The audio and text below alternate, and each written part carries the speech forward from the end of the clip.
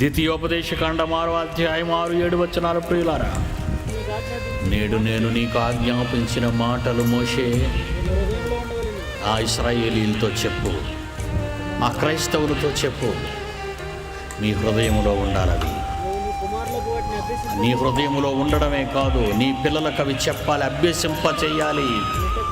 నీ ఇంట కూర్చున్నప్పుడు నీ పిల్లలకు చెప్పాలి. నీ త్రోవను నీ పిల్లలు తీసుకొని వెళ్ళినప్పుడు నీ పిల్లలకు చెప్పాలి. పండుకొనినప్పుడు నీ పిల్లలకి దేవుని మాటలు చెప్పాలి. లేచినప్పుడు నా గురించిన మాటలు నీ పిల్లలకు చెప్పాలి.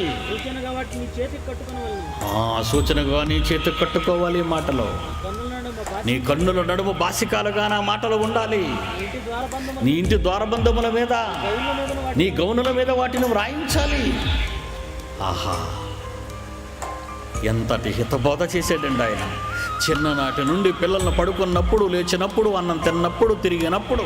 అంటే నీ బిడ్డలను విడిచిపెట్టకూడదనేగా. నీ బిడ్డలను విడిచిపెట్టకుండా ఎన్నడూ వారిని నీ దగ్గరే పెట్టుకొని దేవుని వాక్యంతో ప్రతి క్షణం వాళ్ళ బలపరచాలని దేవుడు చెబితే ఏం చేస్తున్నావు క్రైస్తవుడా?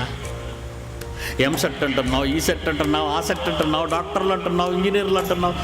ఎలా మార్చేసావయ్యా నీ పిల్లల్ని?